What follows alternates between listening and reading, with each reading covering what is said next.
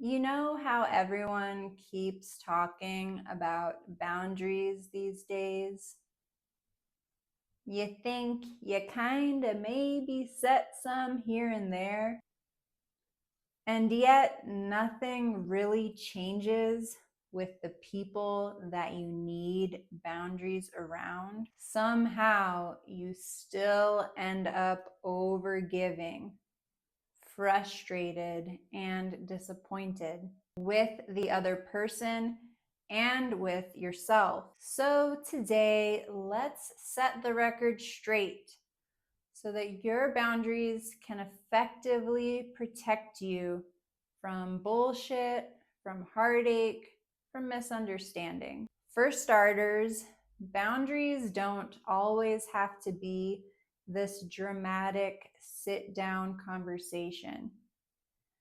You don't need a PowerPoint. You don't need to divulge your entire trauma history. The most powerful boundaries are the ones that you embody in the way you speak, move, and what you allow. Boundaries communicate your standards, what you're willing to stand for or walk away from. They aren't tactics of control, coercion, or manipulation. They set you free to go about your business. Filter out the people and situations that don't serve you, and open up space for those that are respectful and uplifting. If you tend to fall into the role of a caretaker or a polite shadow, then people have likely been overstepping your boundaries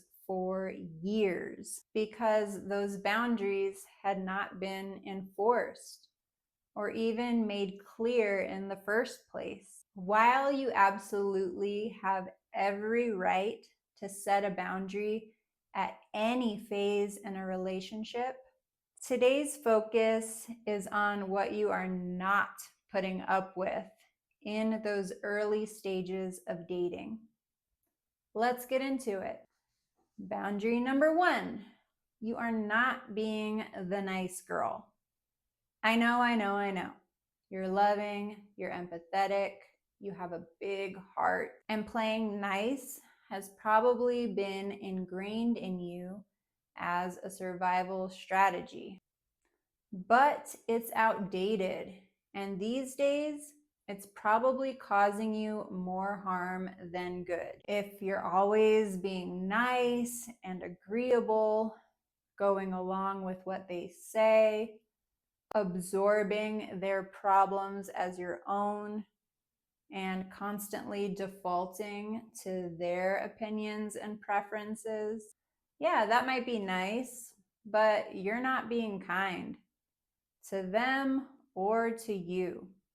You're not honoring your highest self, your limits, or your bandwidth by so desperately wanting to be liked for your niceness. You aren't approaching them as a real life person. Kindness is giving others the opportunity to get to know who you are and what you're about. It's about speaking up about your likes, your needs, your desires, your differences, and building connection from a place of honesty rather than a false sense of sameness. So before you go out of your way to roll out the red carpet for him or overextend yourself like a dab of jam spread over a massive baguette, remember that agreeableness does not equal attraction. Always choose kindness instead. Let me know in the comments, what price do you pay for your niceness? Boundary number two, you are not going down any one-way streets. You ever felt like you were just being used by someone as their sounding board? You know this guy. You're 2 dates in, and he hasn't asked you a single question about you. He hasn't even come up for air as he unloads his entire life story, talking at you instead of with you. You find yourself nodding along, stroking his ego, holding space, and then suddenly you find yourself feeling like an unpaid therapist rather than a fine ass date. If you're tired of falling into these one sided dynamics, here's what you can do to start feeling more seen and less dumped on. Say things like, I'm enjoying getting to know you, and I'd love for us to have more balanced conversations so that you can get to know me too. Or, I'm noticing I don't have the capacity to hold this all in. Would it be okay if we shifted the conversation for a bit? Or in these instances, it is perfectly okay to interrupt. Latch on to a thread in his monologue and steer the conversation. For example, oh wow, you got a lot of trophies in high school. I used to coach my niece's basketball team for years. It's important to watch how he responds, as his answer will set the tone for the future. Does he course correct and show genuine interest in you? Or does he steamroll your requests and put the spotlight back on himself? Does he try to guilt you for taking a step back? This is necessary data for how you should proceed with your embodied boundary. Even if it's unconscious on his part, this type of emotional immaturity and self centeredness is not your invitation to become someone's relational rehab center. You're not here to fix or to heal. You're here to connect. Journal, reflect, or comment. What beliefs and patterns keep you stuck on one-way streets? And boundary number 3, you are not rearranging your life to make room for inconsistencies. You know the type. The guy who only wants access to you when it's convenient for him. He might disappear for days, weeks, or even months at a time. He might change plans on you at the last minute with no consideration. He might have a pattern of only calling at 9 p.m. to hang out. Remember that saying yes to his every whim is not a way of going with the flow or creating closeness. One of the most powerful boundaries that you can set: treat your time as sacred. That means you're just not available to be someone's afterthought or booty call if you're wanting something more. Every moment in this precious life is just much too full. Not with distractions, but in your lifelong duty to honor your highest, brightest self. When you're trying to get the guy, it's tempting to want to keep your evenings and weekends open just in case he wants to make plans with you. Do the opposite. Boo, you are busy. You are growing towards your goals. You are immersed in passion projects, creative endeavors, friendships, hobbies, recharge time, pleasurable or leisurely activities that fuel your soul.